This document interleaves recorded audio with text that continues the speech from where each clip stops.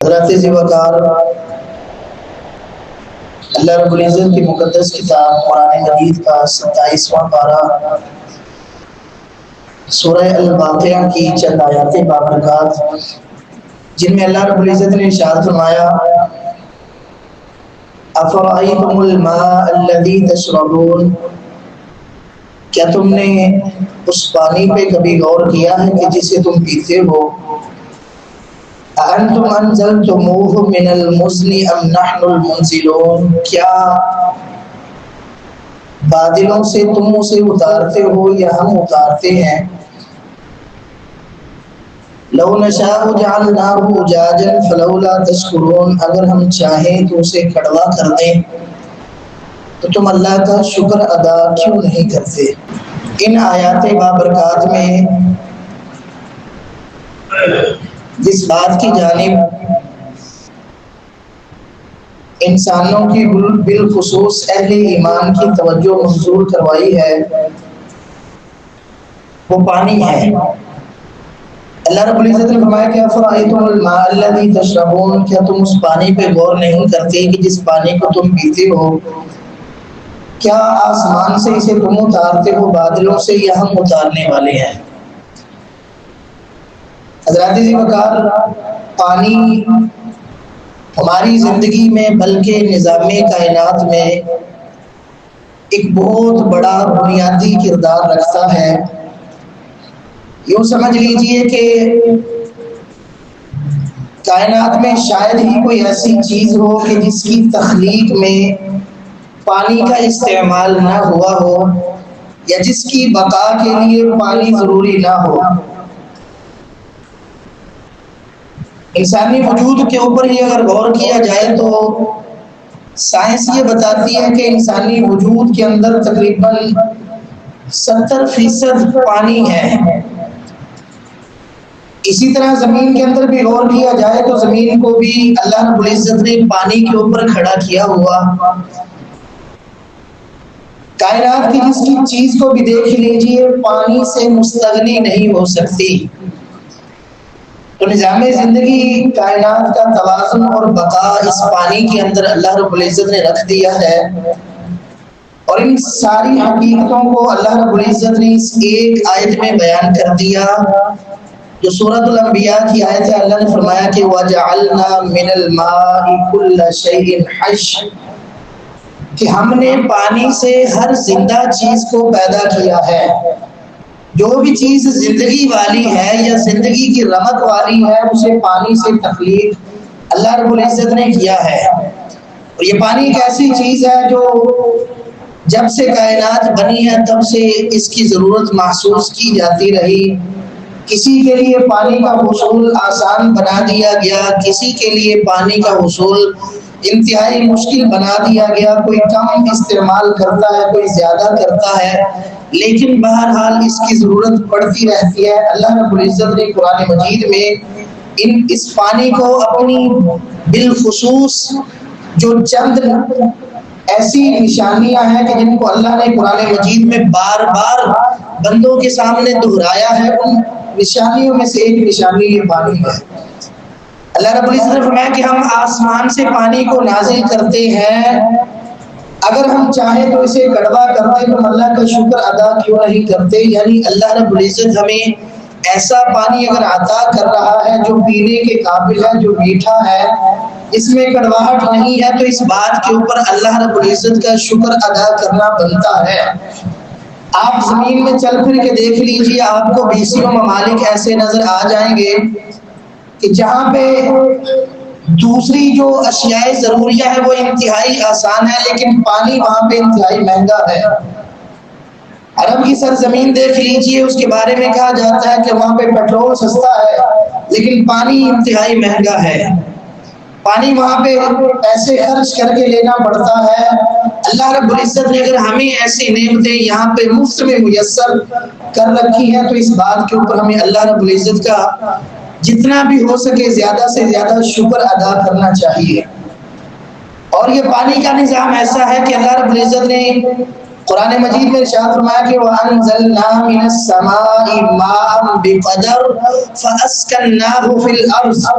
کہ ہم آسمان سے پانی نازل کرتے ہیں مقدار کے مطابق، پھر ہم اسے زمین میں ٹھہراتے ہیں۔ وَإِنَّا عَلَى ذَهَابٍ بِهِ لَقَادِرُونَ اور ہم اس پانی کو ختم کرنے کے اوپر بھی قدرت رکھتے ہیں۔ یعنی بار بار اللہ رب العزت نے پانی کی قدر و اہمیت، افادیت کے بارے میں انسانوں کی توجہ دلائی ہے کہ اس پانی کی قدر کر لی جائے، اس پانی کی اہمیت کو پہچان لیا جائے، اس پانی کو دنیا میں رہنے کے لیے اپنے لیے زیادہ سے زیادہ ذخیرہ کر لیا جائے۔ اس لیے اللہ کے نبی صلی اللہ علیہ وسلم کی سیرت طیبہ،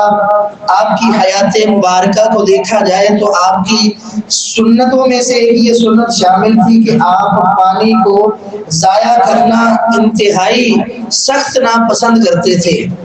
اس بات کو پسند نہیں کرتے تھے کہ پانی کو ضائع کیا جائے۔ وضو نماز کی ایک بنیادی شرط ہے، لیکن اللہ کے نبی صلی اللہ علیہ وسلم نے یہاں پہ بھی احتیاط کرنے کا حکم دیا۔ فرمایا کہ جو وضو والے اعضاء ہیں ان اعضاء کو ایک مرتبہ دھو لیا جائے کافی ہے، 2 مرتبہ دھو لیا جائے تو بھی چلے گا، 3 مرتبہ دھو لینے کی بھی اجازت ہے، لیکن اس سے زیادہ فرمایا فمن زاد علی ھذا جس نے اس سے زیادہ بار دھویا، 3 سے زیادہ مرتبہ جو وضو کو دھوتا ہے، اللہ کے نبی صلی اللہ علیہ وسلم نے 3 الفاظ ارشاد فرمائے کہ فقد اساء وتعدى وظلم، کہ اس نے گناہ کا کام کیا، اس نے زیادتی کی، اس نے ظلم کیا۔ لیکن پانی ہم استعمال کر رہے ہیں، مقصد ہمارا نیک ہے، نیت ہماری نیک ہے، ہم اچھے کام کے لیے اس پانی کو استعمال کر رہے ہیں، لیکن اچھے کام میں بھی اگر پانی کو ضائع کیا جا رہا ہے تو اللہ کے نبی صلی اللہ علیہ وسلم کیا ارشاد فرماتے ہیں کہ یہ بندہ اللہ کی نافرمانی کر رہا ہے، سخت کبیرہ گناہ کر رہا ہے، یہ زیادتی کر رہا ہے، یہ ظلم کا مظاہرہ کر رہا ہے۔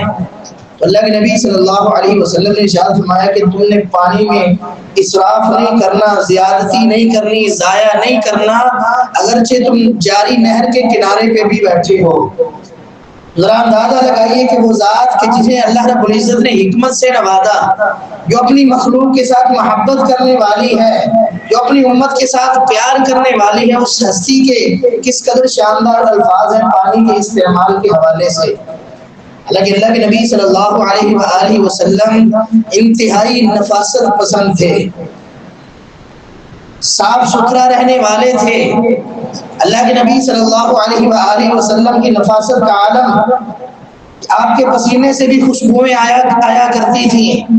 اللہ کے نبی صلی اللہ علیہ وآلہ وسلم، آپ کی زلفیں تھی، آپ کی داڑھی تھی، گھنی داڑھی تھی، لیکن اس کے باوجود اللہ کے نبی صلی اللہ علیہ وآلہ وسلم جب غسل فرمایا کرتے تو احادیث میں آتا ہے کہ اللہ کے نبی صلی اللہ علیہ وسلم جب وہ 1 سا سے لے کے 5 مد تک پانی استعمال کرتے تھے، اس کو اگر آج لیٹرز کے حساب سے دیکھا جائے تو تقریباً 2.5 سے 3 لیٹر پانی بنتا ہے جس سے اللہ کے نبی صلی اللہ علیہ وسلم غسل فرمایا کرتے تھے۔ اب یہاں سے اندازہ لگا لیجئے کہ اللہ کے نبی صلی اللہ علیہ وسلم پانی کے حوالے سے کس قدر محتاط تھے۔ ایک شخص نے کہا تھا کہ میرے بال گھنے ہیں، مجھ سے اتنے پانی سے گزارا نہیں ہوتا، تو اسے جواب دیا گیا کہ اللہ کے نبی صلی اللہ علیہ وسلم کے بال تم سے زیادہ پیارے تھے، تم سے زیادہ گھنے تھے، لیکن اس کے باوجود اللہ کے نبی صلی اللہ علیہ وسلم اتنا پانی استعمال کرتے تھے۔ حضرات ذی بکر پانی کی بڑی قدر و منزلت ہے، یہ ایک دوسرے کو پانی پلانا بھی اجر و ثواب کا کام ہے۔ اللہ کے نبی صلی اللہ علیہ وسلم نے ارشاد فرمایا کہ فی کلی ذی کبد رطب اجر، کہ ہر جگر والے جانور کی خدمت کرنے میں بھی، اس کو پانی پلانے میں بھی اللہ رب العزت نے اجر رکھا۔ اور بڑی معروف حدیث ہے کہ ایک عورت جو اپنے کام کے اعتبار سے کوئی اچھی عورت نہیں تھی، لیکن اس نے جب دیکھا کہ کتا پیاسا ہے، اس نے کنویں میں اتر کے جو اس کے لیے پانی کا انتظام کیا، تو اللہ رب العزت کو اس کی یہ ادا اس قدر پسند آئی کہ اللہ رب العزت نے اسے معاف کر دیا۔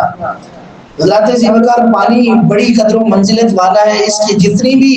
حفاظت کر لی جائے، جس طریقے سے بھی اسے محفوظ کر لیا جائے، اتنا ہی یہ انسانیت کی بقا کے لیے ضروری ہے۔ اور آج جس عہد میں ہم جی رہے ہیں، جس زمانے میں جی رہے ہیں، ہمارے سامنے آنے والے وقتوں میں ایک بہت بڑا جو چیلنج ہمارے سامنے آ رہا ہے وہ پانی کی قلت کا ہے۔ ہماری زیر زمین جو پینے کا صاف پانی ہے، جو استعمال کرنے والا پانی ہے، بڑی تیزی سے اس کا لیول نیچے جا رہا ہے۔ مسئلہ کیا ہے کہ ہم نے فطرت کے نظام کے ساتھ چھیڑخانی خود کی ہے۔ ہم نے جو ہے وہ جہاں پہ باہر سے وہاں سے اتار کے لائے، ہم نے شہروں کے اندر پہاڑوں کے جو ہے وہ ہم نے کنکریٹ کے جنگل بنا دیے،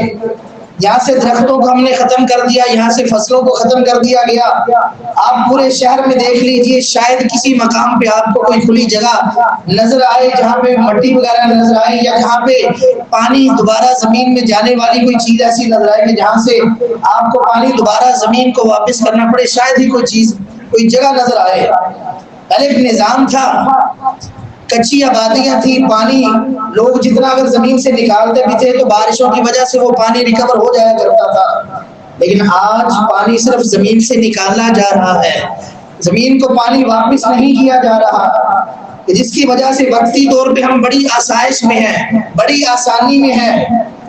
اگر کسی کو کہا جائے کہ پانی کی فکر کر لو، اس کو محفوظ کرنے کے لیے یہ جو اللہ رب العزت آسمان سے بارشوں کی صورت پانی نازل کرتا ہے، اس کو محفوظ کرنے کے لیے کوئی ڈیم وغیرہ بنا لیے جائے، کوئی اس طرح کے سٹور بنا لیے جائے جہاں پہ پانی کو محفوظ کر لیا جائے، تو آگے سے صاحب اقتدار بڑا مسکرا کے کہہ دیتے ہیں جی آپ کے نلکے میں ابھی تک پانی آ رہا ہے۔ جب اگر پانی آ رہا ہے تو اس کا مطلب یہ نہیں ہے کہ ہم اپنے آنے والے دور کی ہم حفاظت نہ کریں۔ تو بات یہ ہے کہ جب بھی کسی قوم پہ تباہی آتی ہے تو وہ کسی ایک وجہ سے نہیں آتی۔ جب صاحب اقتدار بھی اپنی مستیوں میں گم ہو جاتے ہیں، عوام بھی جو ہے وہ جتنا ملے اسی کو پر راضی ہو جائے، کوئی مستقبل کے حوالے سے حفاظتی اقدامات نہ کیے جائے، تو پھر اس وقت قومیں تباہ و برباد ہو جایا کرتی ہے۔ اللہ رب العزت نے آپ کو نواز رکھا ہو، آپ کا اپنا گھر ہے، تو وہاں پہ کوئی نہ کوئی ایسی جگہ بنا دی جائے، مخصوص کر دی جائے، وہاں پہ بور کروایا جائے جہاں پہ زمین کو پانی واپس کرنے کا کوئی نظام وہاں پہ بنا لیا جائے۔ جتنا پانی ہم بچا سکتے ہیں اتنا تو کم از کم بچا لیا جائے، ورنہ یہ ہوتا ہے کہ زمین سے پانی نکال کے ہم نالیوں میں بہا دیتے ہیں۔ وہ پانی جو اچھا صاف ستھرا پانی ہوتا ہے، جس ہمارے جسم کو چھوتا ہے اور چھونے کے بعد دوبارہ وہ نالی کا حصہ بن جاتا ہے، وہ زمین میں واپس نہیں جاتا، جس کی وجہ سے یہ توازن بگڑ رہا ہے اور بڑے خطرناک طریقے سے بگڑ رہا ہے۔ یہی سے معاملات کی خرابی کی جو جڑ جہاں سے ہی شروع ہوتی ہے، یہی سے معاملات خراب ہوتے ہیں۔ تو ہم دیکھتے ہیں کہ کسی جگہ پہ پانی کی ایک بوند نہیں ہے اور کہیں کسی مقام پہ جب وہ پورے کا پورا علاقہ ڈوبا ہوا، یا پھر یوں بھی ہوتا ہے کہ ایک وقت آتا ہے وہاں پہ ایک بوند کو لوگ ترس رہے ہوتے ہیں، اور ایک وقت آتا ہے کہ وہاں پہ کئی میٹر پانی کے اندر لوگ ڈوبے ہوئے ہوتے ہیں۔ حضرات ذی وقار، یہ انتظامات کرنے کی ضرورت ہے۔ یہ اللہ رب العزت کا حکم بھی ہے کہ پانی کی قدر کی جائے، اس کو اچھے طریقے سے استعمال کیا جائے، اس کو ضائع ہونے سے بچایا جائے، اس کو استعمال میں لایا جائے تو اچھے انداز سے استعمال میں لایا جائے، اس پانی کی حفاظت کی جائے۔ یہ پانی اللہ رب العزت کی جانب سے زندگی کی ایک حسین علامت ہے کہ اللہ رب العزت نے فرمایا کہ ہم نے ہر چیز پانی سے پیدا کی ہے۔ انسان پانی سے بنا ہوا، تو انسان اپنے وجود کا حصہ سمجھ کے اس کی حفاظت کرے، اور اس کے ساتھ ساتھ انسان اللہ کے سامنے سجدہ ریز بھی رہے، اللہ کے سامنے شکر گزار بھی رہے اس نعمت کو، اس نعمت کی فراوانی کے اوپر، یہ اس نعمت کی آسانی سے دستیابی پہ اللہ رب العزت کا جس قدر شکر ادا کیا جائے، انسان وہ کم ہے کہ اللہ رب العزت کا زیادہ سے زیادہ شکر ادا کیا جائے۔ شکر کا بہترین طریقہ یہ ہے کہ انسان جو اللہ رب العزت نے نعمتیں اس کو عطا کر رکھے ان کی قدر کرے، ان کی حفاظت کرے۔ یہ بھی شکریہ کا ایک بہترین انداز اور طریقہ ہوتا ہے۔ مثال کے طور پہ آپ کسی کو کوئی تحفہ دیتے ہیں، وہ نقدی کی صورت میں ہو یا کسی اور استعمال کی چیز کی صورت میں ہو، اور دوسرا بندہ اس کی قدر نہ کرے، آپ دیکھ رہے ہو، آپ کی آنکھوں کے سامنے ہی وہ اسے ردی کا حصہ بنا دے، تو آپ کے دل پہ کیا بیتے گی؟ آپ یقیناً اسے اچھا نہیں سمجھیں گے۔ تو اللہ رب العزت کی ذات جب ہمیں تحفے عطا کرتی ہے، جب اللہ رب العزت ہمیں نعمت کی صورت میں یہ پانی عطا کرتا ہے، جب ہم اس کی قدر نہ کریں تو ذرا سوچیے اللہ رب العزت اپنے بندوں کے ساتھ کس قدر ناراض ہوتا ہوگا۔ لیکن اس کے باوجود بھی وہ رحمت والا ہے، وہ بندوں سے درگزر کرتا ہے، اس نے ایک نظام ترتیب دے دیا ہے، اب اس کا معاملہ انسانوں کے ہاتھ میں چھوڑ دیا ہے۔ یہی زمین ہے، یہی زندگی ہے، اسے چاہے تو انسان اپنے اعمال کے ذریعے اسی کو گل و گلزار بنا لے، ورنہ پھر کھنڈرات میں تو یہ بن ہی جانا ہے۔ یاد رکھیے کسی بھی چیز کی تعمیر ہمیشہ مشکل ہوتی ہے، تعمیر کرنا ہی اصل چیلنج ہوتا ہے، ورنہ تخریب تو چیز ہو ہی جاتی ہے، خراب تو چیز ہو ہی جاتی ہے کسی بھی معاملے میں۔ تخریب کے اوپر تو ذرا بھی محنت کرنی نہیں پڑتی، گھر کو بنانے میں وقت لگتا ہے لیکن اس کو گرانے میں چند گھنٹے بھی بہت زیادہ بن جاتے ہیں۔ آنن فانن دیکھتے ہوئے چیزیں خراب ہو جایا کرتی ہیں، تو سنبھال کے رکھنا، ان کو زیادہ دیر کے لیے فائدے مند رکھنا ہی انسان کا اصل کمال ہے۔ اور اسی مناسبت سے اللہ رب العزت نے انسان کو دوسری مخلوقات کے اوپر اللہ رب العزت نے انسان کو اسی لیے فوقیت عطا کر رکھی ہے۔ وَلَقَدْ كَرَّمْنَا بَنِي آدم، ہم نے آدم کی اولاد کو باعزت بنایا۔ وَحَمَلْنَاهُمْ فِي الْبَرِّ وَالْبَحْرِ، اور ہم نے انسانوں کو خشکی میں بھی سوار کیا، سمندر میں بھی سوار کیا۔ وَرَزَقْنَاهُمْ مِنَ الطَّيِّبَاتِ، ہم نے انسانوں کو پاکیزہ چیزیں کھانے کے لیے دی۔ وَفَضَّلْنَاهُمْ عَلَى كَثِيرٍ مِّمَّنْ خَلَقْنَا تَفْضِيلًا، اور ہم نے انسان کو دیگر مخلوقات میں سے بڑی مخلوق کے اوپر ہم نے فضیلت عطا کر رکھی۔ فضیلت اسی وجہ سے ہے کہ انسان اس نظام کائنات کی حفاظت کرنے کی کوشش کرتا ہے۔ انسان زمین میں اللہ رب العزت کا نائب ہے، یہ بہتری کی جانب کوشش کرتا ہے، تو جب انسان اپنے فرائض سے غفلت اور کوتاہی برتنے کی کوشش کرتا ہے تو پھر اللہ رب العزت انسانوں کو جھٹکا دیتا ہے، انہیں ہلاتا ہے، کس لیے؟ تاکہ لوگ اپنی اصلاح کر لیں، تاکہ وہ نظام فطرت کی جانب لوٹ آئیں۔ وَلَنُذِيقَنَّهُم مِّنَ الْعَذَابِ الْأَدْنَىٰ دُونَ الْعَذَابِ الْأَكْبَرِ، ہم انسانوں کو بڑے عذاب سے پہلے چھوٹے چھوٹے عذاب سے، چھوٹی چھوٹی سزاؤں سے ہم ان کو یہ چکھاتے ہیں تاکہ وہ اللہ کی جانب رجوع کر سکیں۔ ظَهَرَ الْفَسَادُ فِي الْبَرِّ وَالْبَحْرِ بِمَا كَسَبَتْ أَيْدِي النَّاسِ، زمین و آسمان میں خشکی اور تری میں جو فساد برپا ہوتا ہے یہ لوگوں کے اپنے ہاتھوں کی کمائی کا نتیجہ ہوا کرتا ہے، تاکہ لیذیقہم بعض الذی عملوا، اللہ انسانوں کو دکھائے ان کے وہ اعمال جو وہ کر گزرتے ہیں، لعلہم یرجعون، تاکہ وہ اللہ کی جانب رجوع کر سکے، اپنا جائزہ لے سکے کہ غلطی کہاں پہ کی جا رہی ہے۔ حضرات ذیبکار، یہ اس وقت اس عہد کی بہت بڑی غلطی ہے کہ ہم نے اپنی گلیوں کو مضبوط کروا لیا، ہم نے اپنے گھروں کو مضبوط کروا لیا، کہیں پہ بھی کوئی ایسی جگہ چھوڑی نہیں کہ جہاں سے ہم پانی زمین میں واپس لوٹا سکیں۔ واٹر ریچارج سسٹم ہمارے گھروں میں نہیں ہے، ہمارے علاقوں میں نہیں ہے، شاید کہ وطن عزیز میں کسی مقام پہ اس طرح کا کوئی حفاظتی منصوبہ بنایا گیا ہو، جو کہ آج کے دور میں وقت کی بہت بڑی ضرورت ہے کہ زمین کو اس کی امانت واپس لوٹائی جائے، تاکہ جو ہے یہ جو لائف سرکل ہے یہ چلتا رہے، زمین سے ہم پانی نکالنے بھی تو اس کو استعمال بھی کرتے رہیں۔ ایک اندازے کے مطابق تقریباً صرف لاہور کے اندر ہی ٹیوب ویل کے ذریعے جو روزانہ تقریباً 35 کروڑ لیٹر پانی جو زمین سے نکالا جاتا ہے، روزانہ اتنی تعداد میں پانی نکالا جاتا ہے، لیکن اس سے آدھی یا 10 گنا کم حصہ بھی اس کو زمین کو واپس نہیں لوٹایا جاتا۔ آخر آپ زمین کو کتنا نہیں چھوڑنا چاہتے ہیں؟ یہ تو اللہ کی خاص رحمت ہے، وہ اپنی رحمت کا معاملہ اپنے بندوں کے ساتھ رکھتا ہے، کمی نہیں آنے دیتا،